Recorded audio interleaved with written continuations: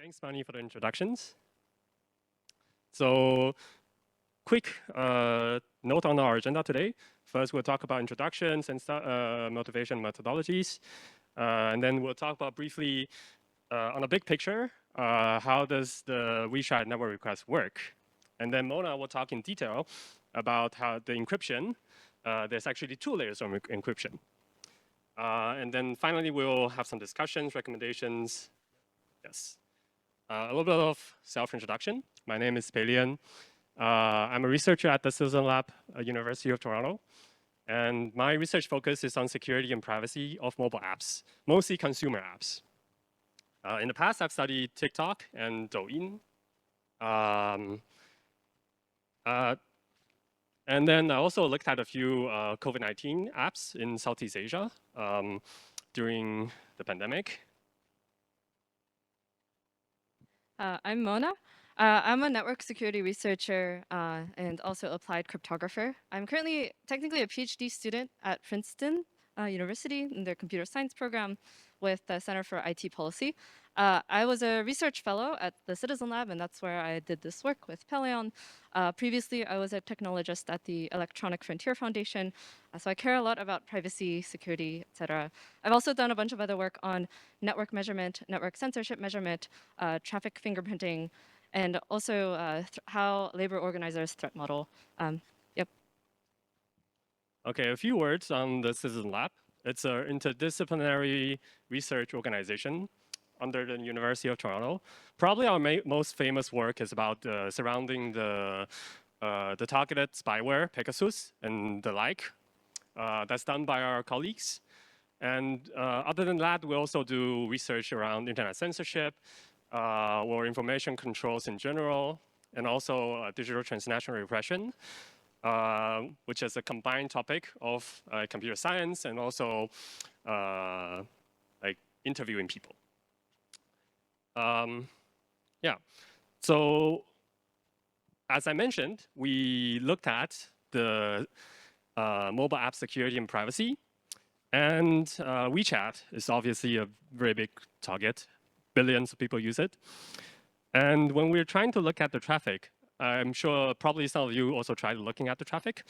We found that it's actually HTTP, but the thing inside is all kind of obfuscated. So apparently they're using some sort of custom encryption. And so that's what we set out to see, because we want to, first, we want to, our initial motivation was that we want to see what's being sent by WeChat. And then, because we have, to answer that, we have to analyze the encryption. And so during the process, we'll also look at whether encryption is sound. And then finally, we have some questions in our heads. Why nowadays, since there's HTTPS, why does WeChat still use custom encryption? The other kind of aspect to this is that SSL TLS secures billions of user traffic. 80% of traffic on the internet is like HTTPS. 30 plus years of development, open standards, and a lot of public scrutiny. But with WeChat's proprietary encryption called MMTLS, it also secures a lot of user traffic, and it has been deployed for around 8 years. So far, there's only one public blog post by Tencent on how it works, and it's not like the full picture of how it works. So if you just look at the number of users, it's WeChat's custom encryption also deserves just as much scrutiny as TLS.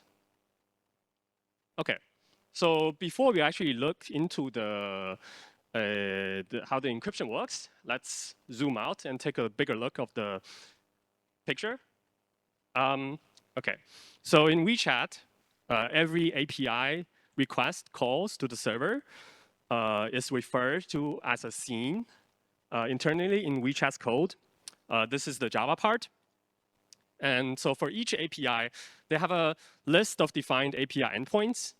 And each API endpoint has a unique type number and a unique internal URI.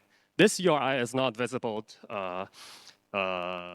when you look at plain HTTP traffic. We'll talk about that later. And the request and the response formats are defined using protobuf. And in the screenshot, you can see some of the annotated names of the fields that we've looked at. We looked at a ton of different API request endpoints, and this one particularly revolves around user registration. And as you can see, this one, the request type number, this one is 126. Generally, the request type number is a 3-digit or 4-digit integer. And then also the URI, as you can see, it usually always starts with /CGI bin, micro MSG bin, and then something different for each API request. And for this one, you can see like fields like email, mobile number, bind QQ, and username and stuff. Yeah. So, in this case, let's say a user fills in their user registration details on the application, and then click submit. So how it works is that this UI logic will trigger the scene API. So this is the step one. Yeah, and it will trigger the API by calling the doScene method. It's usually some API class .doScene. doScene is the kind of the entry point. So each API class object is inherited from the class netScene base. Yeah, and then the Java part, the Java API will do serialization, like collecting all the data fields into the object, and then serialize that into a byte array, and then sends that off to our first layer of encryption, which is the business layer encryption. We'll talk in detail about how business layer encryption works later. The business layer encryption mostly works in Java, but the mathematical calculations part is delegated to the native libraries, which also calls out to OpenSSL. So this is the first layer of encryption. And then once the first layer of once you get the result from the business layer encryption, you get the business layer ciphertext, and then it gets submitted to a task manager. The task manager is called netcore. It's written in C++, and it manages connection states and then also network queuing and stuff like that. And then the network manager starts the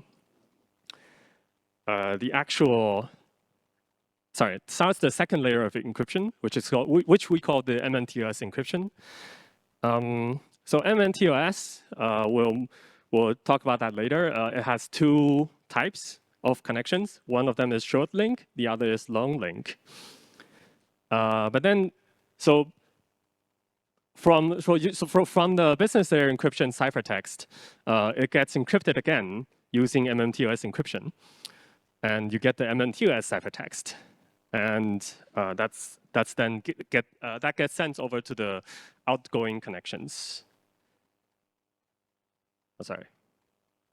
Okay, and once the server receives and processes the response, the entire process is reversed, like doing MMTLS decryption first, and then business layer decryption, and then you get the original plain text. And then the plain text is passed to also some API.onScene end. That's the callback method for every API response. Yeah, and then the application will be able to handle the response from the callback. And one more thing about the entire structure. We found that internally, WeChat also uses a library called Mars. It's Tencent's cross-platform infrastructure component. The network requests are handled by some module SDN, but in SDN is just one part of Mars. Mars has a lot of different other components. They also do something like mutexes, thread management, coroutine, stuff like that, which we didn't look very deep into. And Mars is also partially open source on GitHub. So based on analysis of the source code, we found that there are actually 3 parts of Mars. The first part is the Mars Open, which is the open source part you can find on GitHub. And then there's the Mars Private, which according to some blogs written by Tencent employees, they are potentially open sourced, but it's not open source right now. And at the end, they also have the third part is the Mars WeChat part, which contains WeChat specific code, which includes the MMTLS encryption that we talked about. So quick summary is that the MMTLS encryption is not open source, but the infrastructure surrounding the handling of the MMTLS encryption, it is open source. And thanks to the open source part, we were able to get a lot of like symbols and C++ structures to help us analyze the closed source part. And that leads us to how the network encryption actually works. Generally, it's a pile of lasagna. We didn't make it spaghetti because there's actually 2 layers of it. So it's 2 layers of lasagna. As I mentioned, there are 2 transport protocols. One is long link and the other is short link. Long link just refers to a TCP over port 8080. It's usually a long-lived connection. It supports multiple request and response cycle over the same TCP connection. And this is most likely used for server-initiated transmissions, probably something like push notifications, I suppose. We're not sure. And what we actually observed, the most common is the short link, which is what you saw on one of the earlier slides of Wireshark screenshot that we had. It's over HTTP post on port 80. It's a short-lived connection, and it supports only a single request response cycle. So after 1 cycle, the HTTP connection will close down. And this is used for most client-initiated transmissions. Okay, and I'll hand over to Mona. Hello. Great. So like we mentioned earlier, WeChat encrypts its requests twice, and also differently if you're logged out versus if you're logged in. And so in summary, these are the different native libraries we reverse engineered to learn how each layer or each sort of, I think what we call crypto system works. Most of the, or like all the cryptography we observed was done in native code because it's much faster than Java code probably. And as you can see, so at the MMTLS layer, we have this library. It uses AES-GCM. When you're logged out at the business layer, it's also using AES-GCM. So it's like 2 layers of like re-encrypted AES-GCM with different key derivations. And then finally, when you're logged in, it does something completely different. At least on the inner layer, it's using AES-CBC and then using a fixed key that was delivered from the server. Again, also all of these were just locating different cryptographic libraries. We're not sure why there's so much sort of overlap, and we think it's probably just because of like inertia or something like that, constantly upgrading the code. All right, so yes, like I mentioned earlier, or like Pellaeon mentioned earlier, we have the protobuf. It gets fed into this first layer of encryption. We analyzed it. We found and reported many issues, and then it gets encrypted again with the MMTLS layer of encryption. This layer of encryption was added in 2016, which suggests it like WeChat requests could have been, quite bad or poorly encrypted pre-2016.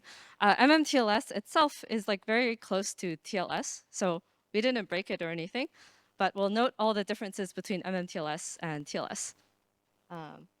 I guess the other thing I'll note is that the scene number and the internal URI are all in this like WeChat requests headers box, which is then double encrypted, et cetera, et cetera. Okay, so when I said it's very reminiscent to TLS, what do I mean? Generally, TLS has this unit of I guess, data that they call a record. MMTLS has the same primitive. So, a TLS server hello packet contains a handshake record, maybe, and some data records. And MMTLS server hello packet contains some handshake records, some data records, and an alert record. So they generally use very much the same primitives. They use the same terminology. And so you can sort of analyze it as like, okay, they kind of forked TLS, but what did they do differently? Oh, here's another thing that like makes it, I don't know, kind of clear that they're using something similar to TLS. Even the record headers are very similar. So unlike TLS, MMTLS has an extra record header indicating a handshake resumption packet, which we'll talk about later.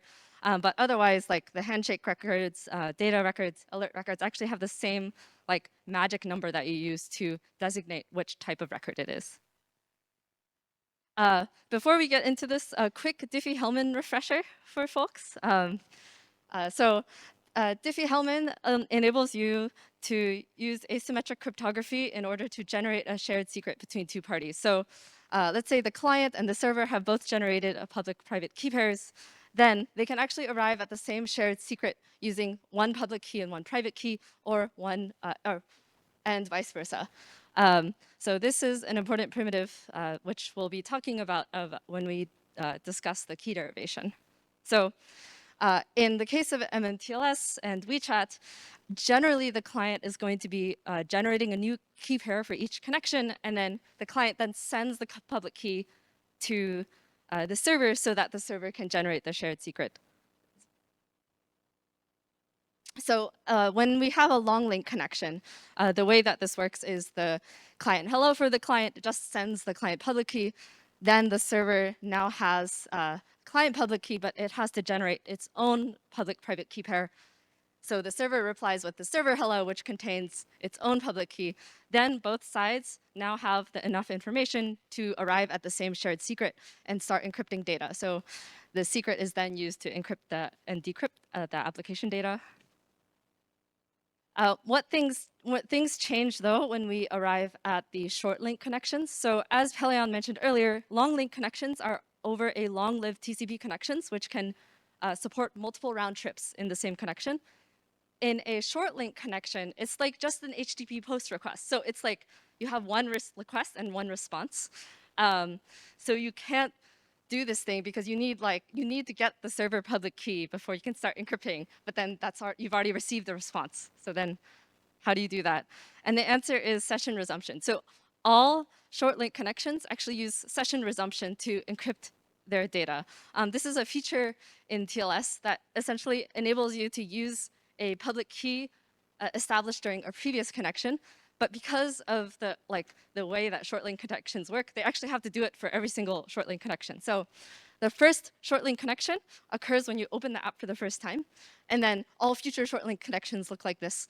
So in the first short link connection, the client generates a public-private key pair, sends the public key to the server.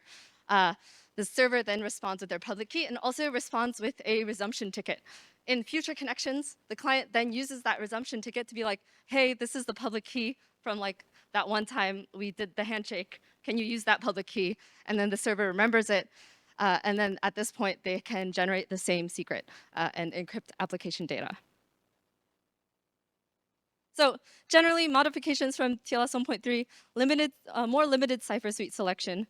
Of course, pinned keys and certificate. And all of these are because WeChat controls both ends, both the client and the server, whereas TLS is developed in the case where a browser is running a different stack from some random web server out there.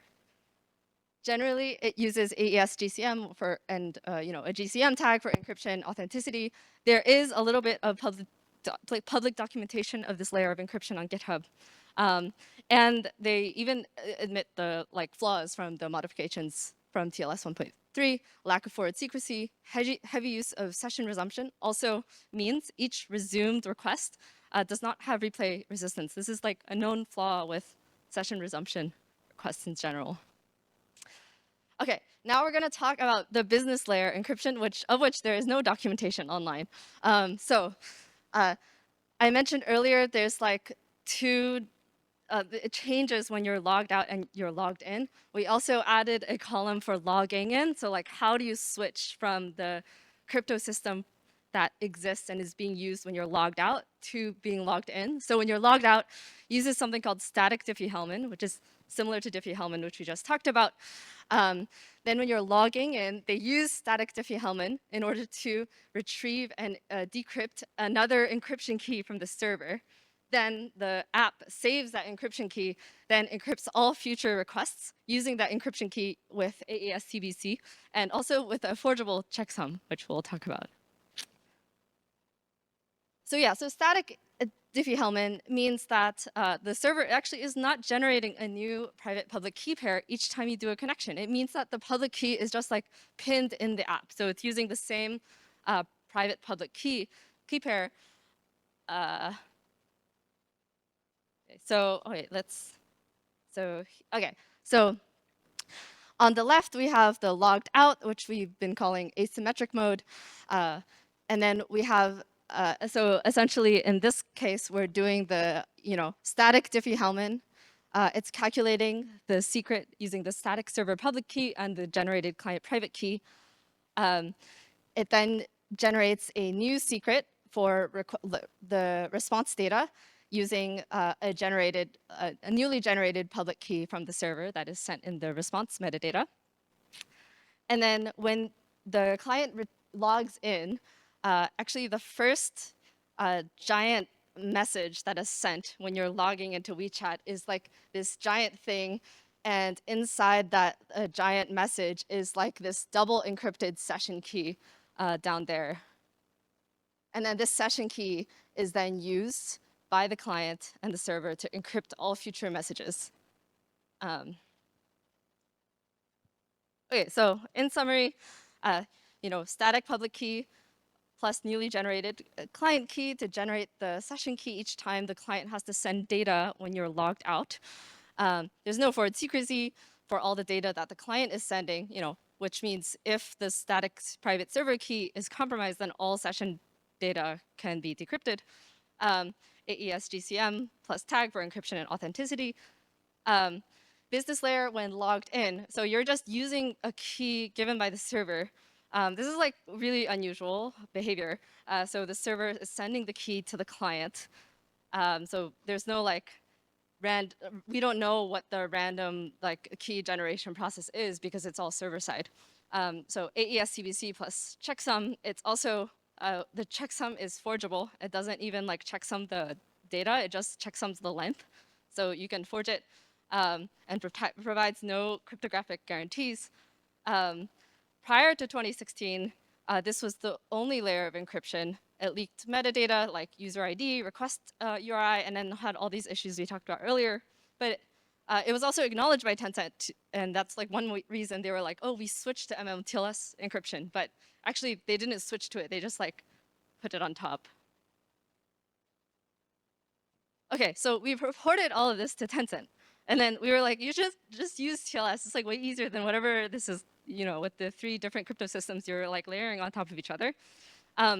They replied saying that they would improve business layer encryption to use AES-GCM instead of AES-CBC, which would also hopefully fix the forgeable signature thing. We were pretty confused because like, why would you like want to fix the inner layer of encryption? We were just like, why? So we think that it's possible that the business layer encryption is the only layer encryption that is used within WeChat internal networks. This is also bad because this means that if you just wiretap an like WeChat internal network, it could be subject to surveillance if it's broken. This was a slide from how the NSA did this back in early 2010s from the Snowden leaks, where we knew that the NSA was wiretapping Google's internal networks where the data was like less well encrypted than on the outside where SSL was added. Okay, so. And it's not, okay. It's not just WeChat that uses custom encryption. We found that a lot of other popular apps also uses custom encryption. So the green check mark means that it uses TLS, but the other ones, they are using at least partially some sort of custom encryption. And the number denotes the millions of users, downloads, sorry, last year. You wanna, yeah. So we have been. These are like preliminary results from like future work that we're working on. So just wanted to share this with you guys because it looks really bad. So essentially, it's not just WeChat, and in fact, like a lot of applications out there are both sending plain text traffic and using proprietary cryptography. We did this analysis across like the top 1,000 apps on the Xiaomi store and the Google Play Store. And we basically looked for requests with high entropy that were not recognizable as an existing like encryption algorithm. And then we have been manually analyzing the like top proprietary protocols globally. Basically, all of them except for MMTLS contained really bad vulnerabilities or were able to break the encryption, which is very, very bad. So I guess applause to MMTLS for not being trivially broken, but they should just be using TLS. I don't know why. Do you wanna? Yeah. And why does this matter? If you like, some people will say to us like, "Oh, it's Chinese app, so the Chinese government can see it anyways," right? But this bad proprietary encryption also means that actors other than the Chinese government can look at your traffic. That it might include like MITM attackers. Yeah, and also not just Chinese people are affected. Chinese apps also have sizable international user base. For example, recently Mona also did a report on Redno, Xiaohongshu, which contains severe vulnerability which allows MITM attackers to entirely decrypt the traffic. And also, there are also non-Chinese apps that might still use Chinese SDKs, and these SDKs might still be using the proprietary broken encryption. So this will affect international users. And this isn't just like us being like paranoid because we study privacy and security.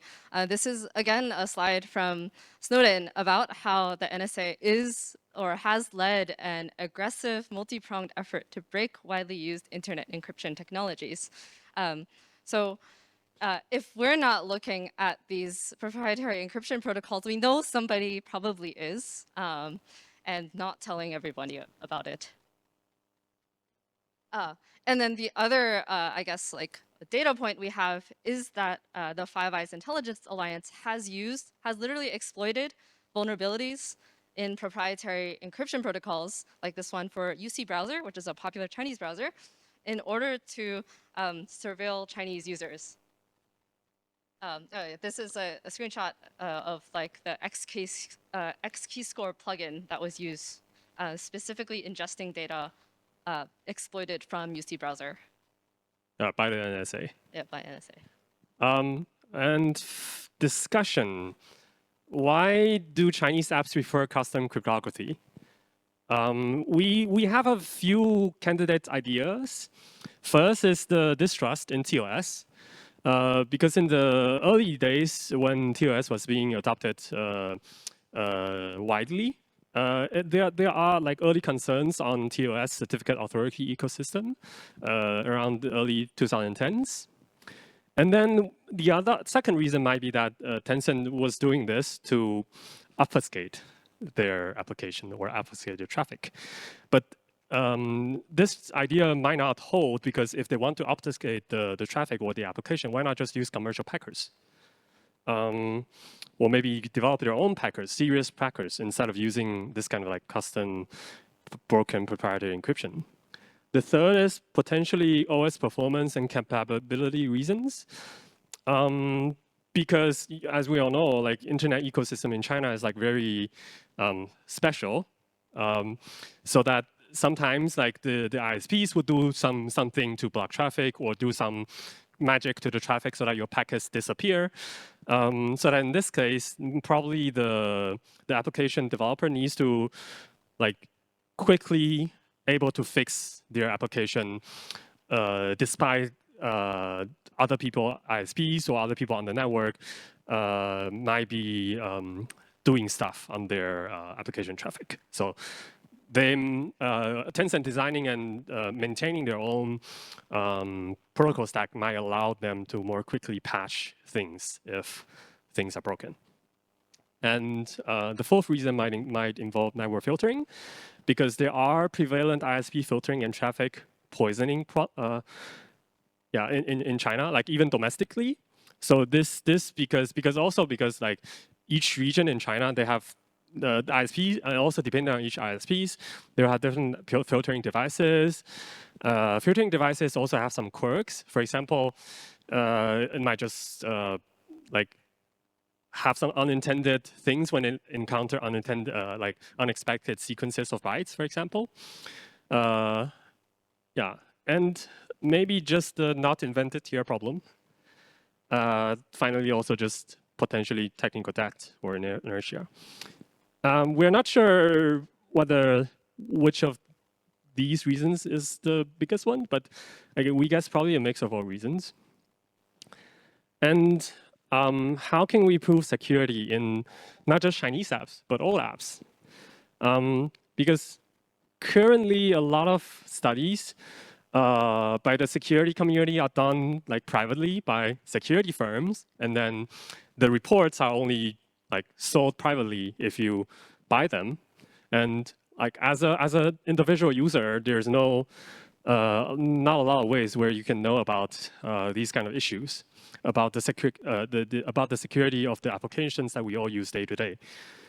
And so we advocate for a continuous study of privacy and security of consumer apps, and then releasing the result. Also, we think researchers should engage more with Global South developers and software engineers, because Global South developers and security engineers often do not have like the best access to resources to help them learn like the best security practices and stuff. So as a researcher, we should engage more with them so that everyone on the planet will have security and privacy. And also App Store review processes and attestation of network security. So this talks about like we suggest App Stores should have more rigorous reviews about proprietary encryption or broken encryption. And also there should be similar attestation information on the application page saying that, for example, this app uses proprietary encryption, which means it might be insecure, something like this. And also, OS vendors should provide better documentation and easy-to-use development tools so that application developers can more easily access and use secure cryptography properly. And thank you. And that's the link to our full report. Any questions? I think you have to line up at the mic.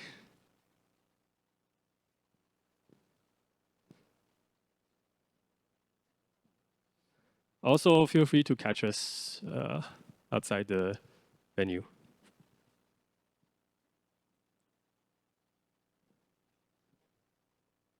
We can wait a bit. We still have 5 minutes for you to ask questions.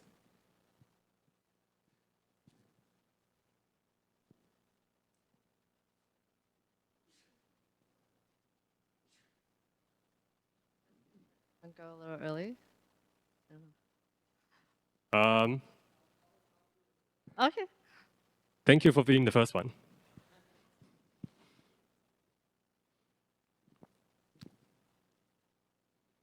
So the break, guys. So you had mentioning that they don't use standard cryptography mechanism. They just like customly implement the like sort of their own. Would you think that there is a chance they would the idea that they want to plant a backdoor so it would be easier to intercept the communication for the like state law enforcement in China? Could this be intention? Because we've seen this a lot with like the Chinese made like VPNs out of the country where basically they tamper into the traffic. So it could be a combination of both. Yep. Yeah, that's also one of our suspicion. But I think it doesn't quite hold because like the Chinese government can just use lawful requests and get the data directly from company, WeChat right? servers. Yeah, but Yes. that basically creates visibility, right? That someone is investigating those specific user accounts. When they have a vulnerability, they don't need to inform the company. They can just decrypt the traffic, right? Potentially, yes. So that maybe just gives the Chinese government another option to look at the traffic, maybe, Okay. because they might need two options. But we don't think there is a strong like evidence to indicate that this is actually the reason that they Okay. broke this cryptography. So I think you would still be more on the fact that it's probably just a mistake rather than. it's probably, yeah, it's a organizational failure and Okay. technical debt. You know how software development works. Yeah. Yep. Yeah. So I can also say, so there are different types of like issues with these cryptography protocols. One of these, which I've talked about a lot, is like lack of forward secrecy. So then if, you know, that static private key were leaked to like local authorities, then they could maybe decrypt the traffic. But, you know, we don't have any evidence of this. And the other thing is that a lot of the issues we have found in apps other than WeChat, it's not a backdoor because it's a front door. Like it's like it's just like it's Like a feature basically that. yeah, it's basically it's so bad that like anybody can decrypt the data who is listening. So so that doesn't really make sense. So I think that there's like a subtle kind of encryption bad that is like, oh, it would be easier to decrypt because there's no forward secrecy, there's no rotation of the key. So like if you gave the private key to someone, they could decrypt it if they're intercepting the network traffic. But then there's another layer, like the level of like encryption bad that is just like completely broken and accessible to anybody who has like a cryptography 101 background. And so I think that's like definitely not intentionally that bad. Yeah, so it looks more like poor software practices rather than the actual intentional backdoor. Because if it would be intentional, it would probably hidden better, right? Something like this. Okay. Yeah, that's what we think. And also a few words on like how the technical debt came to be. Like a little bit like since because when WeChat wanted to do encryption, like probably in the early 2010s, TLS was still like in its early stages. Like there are a lot of concerns. Also it's mostly Western, so probably Chinese developers don't want to trust it, so that they design their own, and then they have to stuck with their own design for the rest of their life. Yeah. So yeah, and probably they also do not have. I'm not sure whether they do, but it's probably because it's easier for them to just slap on another layer of encryption that fixes the broken business layer encryption. But that adds so much to the complexity of the application. So maybe in the future they would need a third layer, maybe. Yeah, and also like they want like backward compatibility as well because. Yeah, maybe. Yeah, maybe maybe because they also have their internal application servers only able to talk business layer encryption and not the new encryption. So that's why potentially we are not sure, but we're guessing that maybe it's because of that their internal application server only talks business layer, so that they had to terminate their outer layer at some point. Yeah. Yeah. Legacy applications. Yep. All right. Thank you. Yep. Right. More questions? Or if not, I think we're done. Thank you.